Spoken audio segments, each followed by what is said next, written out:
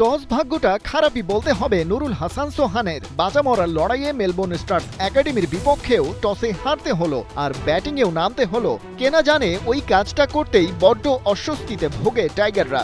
এ দলের বড় একটা অংশ জাতীয় দল থেকে ছিটকে যাওয়া, এখন লাইমলাইটে আসতে না পারার কারণ ব্যাটে রান নেই। ক্যাপ্টেন সোহান যা একটু খেলছেন, কিন্তু নাইম শেখ, সাইফ হাসান থেকে ইয়াসির রাব্বি সবার গল্প তো একই। মেলবোর্ন স্টার্সের বিপক্ষেও বাংলাদেশ দল শুরুটা খুব একটা ভালোভাবে করতে পারেনি। আগের ম্যাচের পারফর্মার জিসান আলম 13 রানে ফিরেছেন, স্ট্রাইক রেট কোনো মতে 100 ছুঁয়েছে। নাইম শেখ তো টেস্ট খেলেছেন টি-20-র ক্রিজে দাঁড়িয়ে। মেলবোর্নের রিস্ট স্পিনার হামিশ ম্যাকেঞ্জির বলে কাটা পড়ার আগে 21 বলে করেছেন 19 রান। পরের বলেই সেই ম্যাকেঞ্জির শিকার হয়েছেন আফিফ হোসেনও। রিস্ট স্পিনে চিরায়ত দুর্বলতা প্রমাণে যেন মরিয়া সবাই। তবে বিপদ ঘন হতে দেননি ক্যাপ্টেন নুরুল হাসান সোহান। সাইফ হাসানকে সাথে নিয়ে 63 রানের পার্টনারশিপ গড়েন, রানের চাকাও ঘোরান দ্রুত। সোহানের ব্যাটে এক হালি বাউন্ডারি, তবে ক্যাপ্টেন কোনো মতে তুলেছেন পাশমার্ক, ফিরেছেন 33-এ।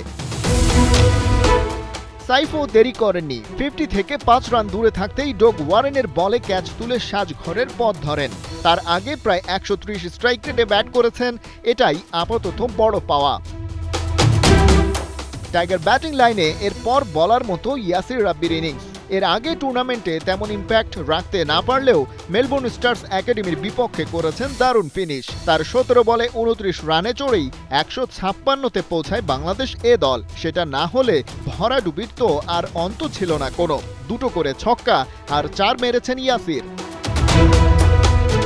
মাঝারি মানের লক্ষ্য তাড়া করতে নেমে মেলবোর্নও খুব একটা ভালো শুরু পায়নি। ওপেনার থমাস রজার্সকে 11 রানে ফিরিয়েছেন হাসান মাহমুদ, আরেকটা উইকেট তারা হারিয়েছে পাওয়ার প্লেতে। তার আগে স্যাম হার্পার 18 বলে করেন 29। 6 ওভার শেষে ওদের স্কোরবোর্ডে কাটায় 50। তাই শুরুর ধাক্কা অজি একাডেমির দলটা সামলে নিতে পেরেছে ভালোভাবেই।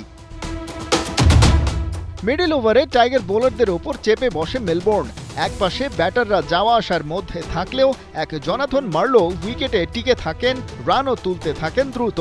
নিজের 50 পূরণ করেন, 38 বলে 61 রান করে দলকে জয়ের কাছাকাছি নিয়ে তবেই আউট হয়েছেন।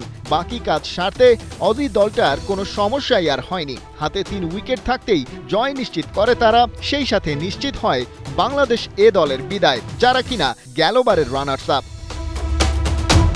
খালিদ জামিল, 71।